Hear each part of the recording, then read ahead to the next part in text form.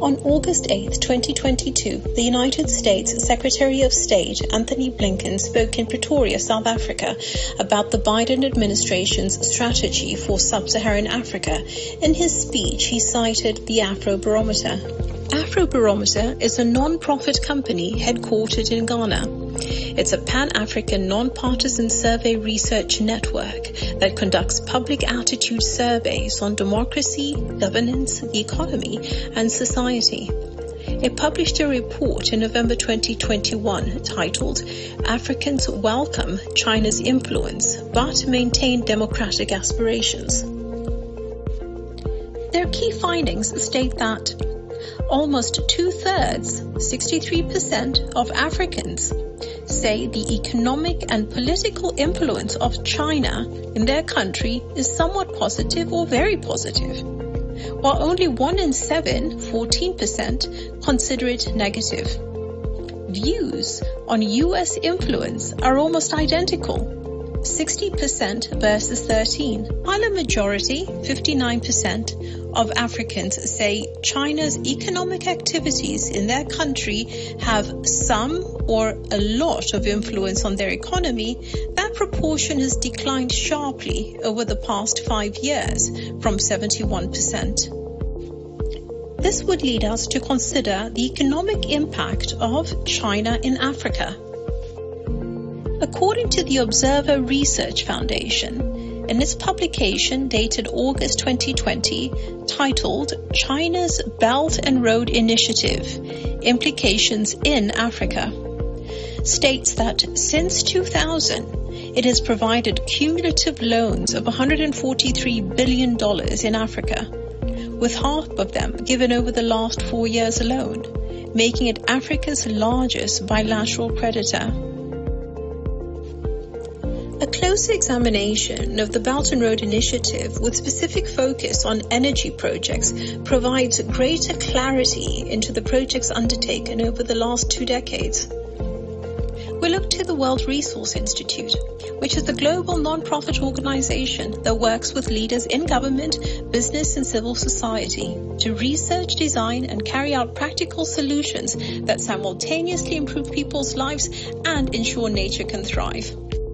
It maintains the China Overseas Finance Inventory Database, COFI, which is a collaboration with the Boston University Global Development Policy Center, the Inter-American Dialogue, and the China-Africa Research Initiative at Johns Hopkins University.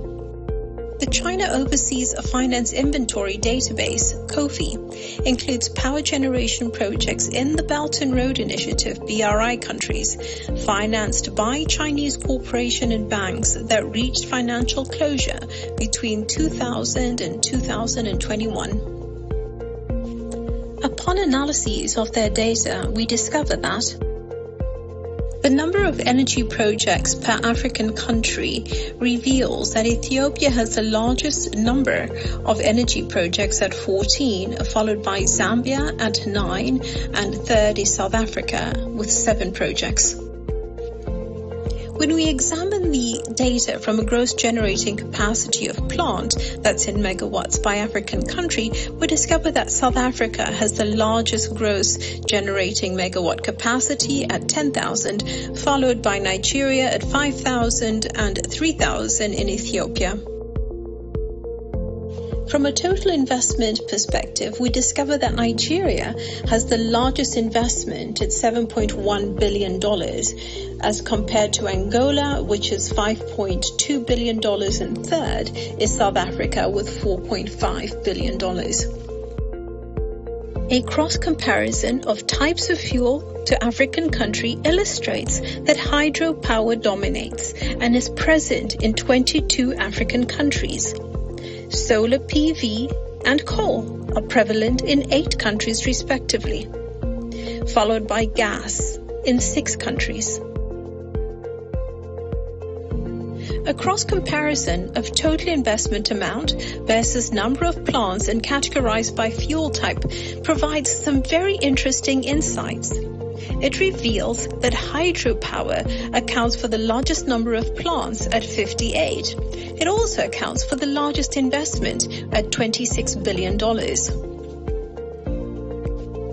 cross-comparison of gross generating capacity of plant in megawatts versus the number of plants and categorized by fuel type exposes that hydropower has the largest installed capacity at 16,000 megawatts across its 58 plants.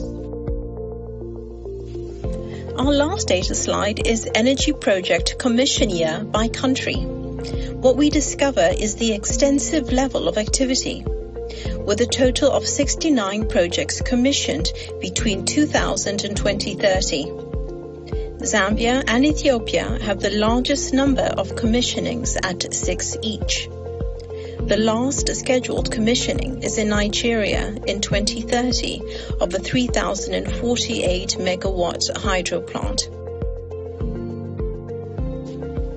A summary of China energy investment in African countries between 2000 and 2021 revealed over 36,000 megawatts of installed capacity across 31 African countries, over 70 power plant projects in 8 different primary fuel types, and an investment of approximately $40 billion. The Secretary of State, Anthony Blinken, during his speech in Pretoria, South Africa, stated, "We recently awarded a 600 million, 17,000 kilometer from Southeast Asia through the Middle East, the Horn of Africa to Europe, delivering high-speed, reliable, secure connections for people across the continents." The White House fact check and articles do confirm that a New Jersey, United States-based company was indeed awarded a contract to build a fiber optic cable from Singapore to France. The Carnegie Endowment for International Peace appropriately summarized the Secretary of State Anthony Blinken's speech and the 4 strategic objectives of the Africa strategy. The summary reads, "The proposal outlines 4 strategic objectives, including climate adaptation and post-pandemic economic recovery efforts, alongside long-standing goals of transparent governance, democracy, and security priorities. To achieve these objectives, the partnership will focus on expanded efforts and new instruments to reset the U.S.-Africa relationship by engaging and bolstering civil society and America's African diaspora, as well as leveraging the private sector and rebalancing towards urban hubs."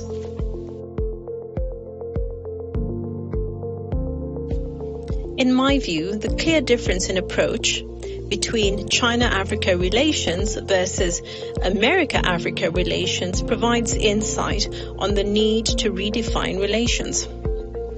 Each African country has varying challenges and opportunities. For the international community, there is no one-size-fits-all Africa strategy that will apply to all countries. For African countries, this is an opportunity to reevaluate the definition of cooperation in not only broad strokes of historic non-alignment, but rather alternatives that benefit each country and, to the extent possible, continental choices in a new strategic alignment approach.